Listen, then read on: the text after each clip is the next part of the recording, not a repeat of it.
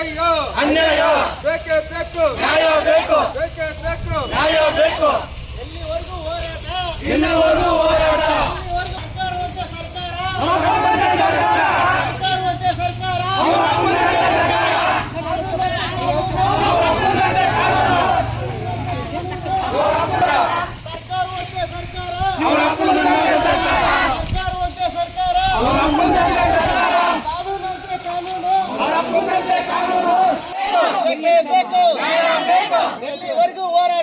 ಎಲ್ಲಿವರೆಗೂ ಹೋರಾಟ, ಎಲ್ಲಿವರೆಗೂ ಹೋರಾಟ, ಎಲ್ಲಿವರೆಗೂ ಹೋರಾಟ, ಎಲ್ಲಿವರೆಗೂ ಹೋರಾಟ, ಎಲ್ಲಿವರೆಗೂ ಹೋರಾಟ, ಎಲ್ಲಿವರೆಗೂ ಹೋರಾಟ. ಸರ್ಕಾರವಂತೆ ಸರ್ಕಾರ, ಸರ್ಕಾರವಂತೆ ಸರ್ಕಾರ, ಕಾನೂನಂತೆ ಕಾನೂನು, ಬೇಕೇ ಬೇಕು, ಬೇಕೇ ಬೇಕು, ಎಲ್ಲಿವರೆಗೂ ಹೋರಾಟ, ಎಲ್ಲಿವರೆಗೂ ಹೋರಾಟ, ಎಲ್ಲಿವರೆಗೂ ಹೋರಾಟ, ಎಲ್ಲಿವರೆಗೂ ಹೋರಾಟ.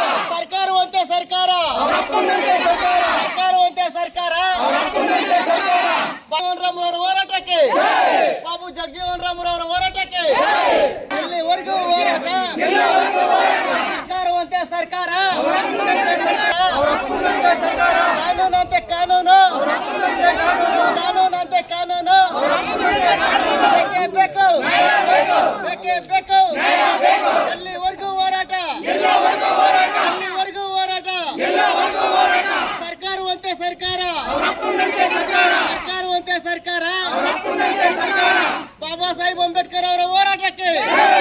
ಕೋರಮಂಗಲ ಗ್ರಾಮದಲ್ಲಿ ಸುಮಾರು 8 ಎಕರೆಯಲ್ಲಿ ಮುಖ್ಯಮಂತ್ರಿಗಳ ಆಶ್ರಯ ಯೋಜನೆಯಲ್ಲಿ ನಿವೇಶನಗಳನ್ನು ಹಂಚಿಕೆ ಮಾಡೋದಕ್ಕೆ ಗ್ರಾಮ ಪಂಚಾಯತಿ ವತಿಯಿಂದ ಪ್ಲಾನ್ ಮಾಡಿದ್ದಾರೆ ಮತ್ತು ಅದರಲ್ಲಿ 218 ನಿವೇಶನಗಳನ್ನು ಮಾಡಬೇಕು ಅಂತ ಸ್ಕೆಚ್ ಮಾಡಿದ್ದಾರೆ.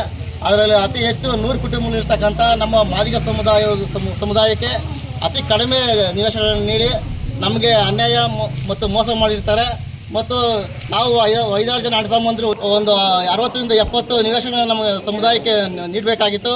ಮತ್ತು ಮಾದಿಗ ಸಮುದಾಯಕ್ಕೆ ಅನ್ಯಾಯ ಮತ್ತು ವಂಚನೆಯನ್ನು ಮಾಡಿ ನಮ್ಗೆ ಅತಿ ಕಡಿಮೆ ನಿವೇಶನ ನೀಡೋದ್ರಿಂದ ನಾವು ಇವತ್ತು ಈ ಪ್ರತಿಭಟನೆಯನ್ನು ಹಮ್ಮಿಕೊಂಡಿದ್ದೇವೆ.